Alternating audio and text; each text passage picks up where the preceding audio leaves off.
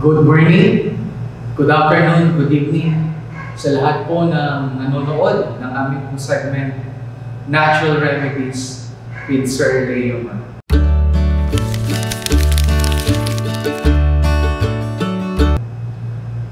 Our topic this morning ay tungkol po sa dakilang halamang nagpapagaling. Amazing healing plants. Okay? Amazing healing plants. These amazing healing plants contains more than 300 plants. Mga halaman po na nagpapagaling, nagbibigay po ng lunas sa mga karamdaman. At ang maganda po sa aklat na ito, sa mga halamang nandito, sila ho ay nagpi-prevent ng karamdaman. Plants prevents diseases, not only cure diseases, but they prevent diseases. Which is the most important thing is prevention rather than cure. And one thing that I would like to emphasize is one of the most popular beverage ever in human life, which is coffee. For your information, according to Dr. Kurian of this amazing healing plants, Dr. Kurian, the author here, this Dr. Kurian. Dr. Kurian is a scientist. He is a scientist. He cures many diseases using amazing healing plants. He is not just an author, but he is a scientist, a professor. Okay, coffee. Here. What are the medicinal use of coffee? According to this book, coffee is a diuretic. What is a diuretic?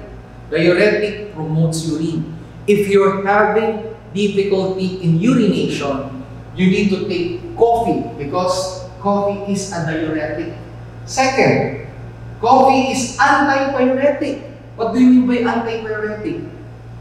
It elevates the body, helps the body to lower down your body temperature. Ito po ay laban sa lagnat. Pag sinabi mo antipyretic.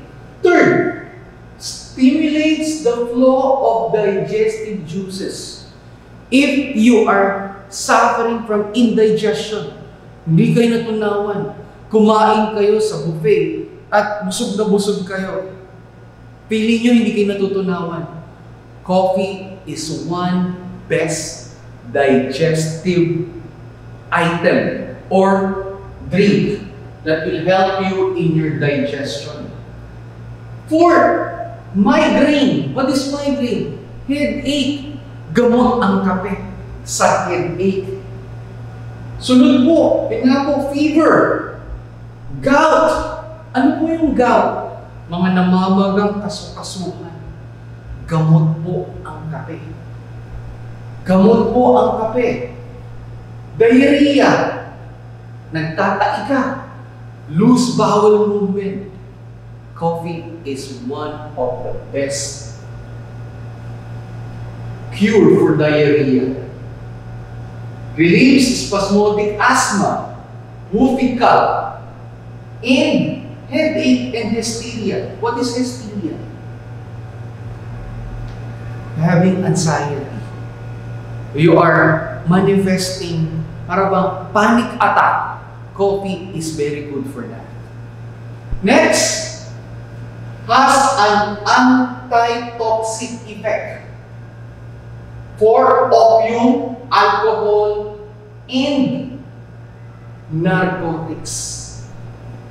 Kung gusto niyo pong hindi kayo malasing habang umiinom kayo ng alak, kaysa mag-chaser po kayo ng juice, minom kayo ng kape, hindi po kayo malalasing. At kung sakaling malasing kayo, wala pong hangover. Yan po ang kape. Paano pong ginagawa? How are we going to apply coffee.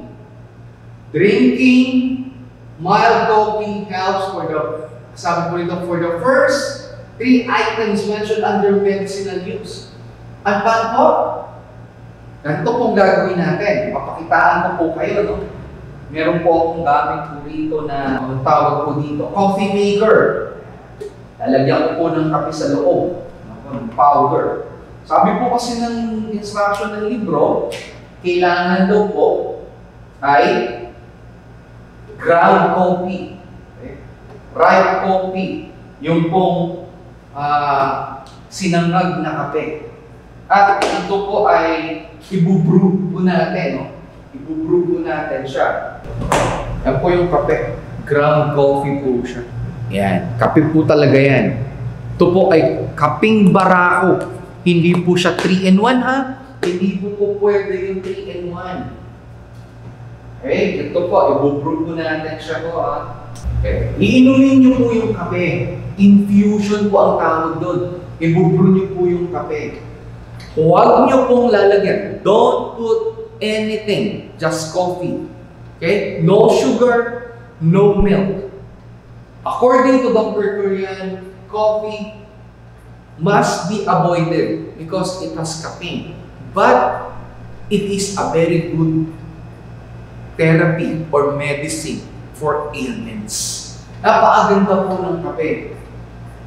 Isa pong experience ko po sa coffee, yung aking anak ko, si Koy Koy, nung siya po ay nagda-diarrhea, natataranta po siya. Kasi nag-ALBM siya. Sabi ko sa kanya, uminom ka ng kape. At niyang kape, tutulungan ka, mawawala ang pagkatayo mo. So, minom po siya. Black coffee. Hindi na po siya nagpupo. Tumigil po yung kanyang diarrhea. Really, it helps. Again, caution. As coffee and as tea contain caffeine, a poisonous and habit-forming stimulant, they should be what? They should be avoided. And used only as medicine. So coffee is a very potent medicine for certain ailments. Ibig kong sabihin, kahit sa bahay lang po kayo, hindi nyo kailangan tumakbo. No, sakit ang ulo ninyo, yung gout po ninyo, o may lagnat. Hindi ko kailangan po pumunta ng mercury agad-agad for emergency, for sabihin natin po, first aid. May kape lang po kayo sa bahay, may coffee maker kayo, okay na po siya. Ang paano mo? 1 teaspoon of coffee to a cup of hot water. Yun po siya. Drink coffee, ha? Huwag po malamig. Always drink hot coffee. Mas effective po siya. At mas masarap po siya inumin. Again, remember, don't put sugar and milk to your black coffee as medicine. How about honey? Honey pwede. No need for honey. Nag-brood daw natin siya. Kukuha po ako ng konti. Okay? Kukuha po ako ng konti. Sabihin, luto na po siya. Pwede na po siyang inumin. Okay? Ibig kong sabihin, totoo po na ang kape ay it's a good remedy. Hindi po siya masamang gamot. Hindi po totoo na ang kape ay bad. Nagiging bad lang po ang kape kapag ito po ina-abuse na natin. Parang drug addiction. Bakit pa sinasabi drug addiction? Because we abuse the medicine. Di naman natin kailangan yung tayo ng inom. Diba po? Lahat po ng gamot, panimagang po, hindi naman masama. Kaya lang, pag ina-abuse natin, nagiging bad. Ganon din po ang coffee. Ulitin ko po, coffee and tea contains caffeine, a poisonous stimulant, habit-forming stimulant. A poisonous and a habit-forming stimulant. It should be avoided. Used only as medicine. Inom po ako. Kaya totoo po na ang kape ay gamot. Yung aking pong ni-lecture, yung about coffee, kung paano ho nakakagaling ang kape sa mga karamdaman, katulad po ng gout, katulad po ng asthma, at ang iba pong mga karamdaman, nandito po yan sa Amazing Healing Plants. You can avail of this book, Amazing Healing Plants, sa aming pong website, sa mermarie.com. Totoo lang po, hindi po ako nagyayabang. Napakarami na pong aklat ng Amazing Healing Plants ang na-deliver namin sa iba-ibang lugar. Marami na pong tao nag-avail dahil totoo po, nakakatulong, nakakagaling. Alam niyo po, ako lang, personal ko po, this is my personal copy. Makita niyo po, luma na po siya. Akin po ito eh. This is my own personal copy. Ginagamit ko po siya. Hindi ko lang po siya ini-introduce at pinapakita sa inyo, pero ginagamit ko po talaga siya. And I love this book so much. Ako po, ito po, kukwento ko po sa inyo. Totoo lang po to. Nagkasakit po ako. I was diagnosed having hyperthyroidism. Nagkaroon po ako ng kidney problem. At 3 po yun. Nagkaroon po ako ng incomplete right bundle branch block. Nagkaroon po ako ng sakit sa puso. 3 po yun sabay-sabay. Pero dahil meron po akong mga guide, katulad po nitong Amazing Healing Plants, it helps me lang. Hindi na po ako nagme-medicine. Magaling na po ako ngayon. Totoo lang po. Hindi ko na po nararamdaman yung nararamdaman ko dati na hindi po ako makahinga. Amazing Healing Plants, natural remedies. Yung pong lecture na binigay ko po kanina about coffee, every week po maglalabas kami ng lecture na mga lecture na tungkol po sa mga natural remedies. Katulad po ng mga topic na nandito po sa aklat na ito. Abangan nyo po yun. Again, welcome ko po kayo. Susunod po ang aming mga lecture dito po sa Natural Remedies by Sir Leo Mar. Thank you so much po.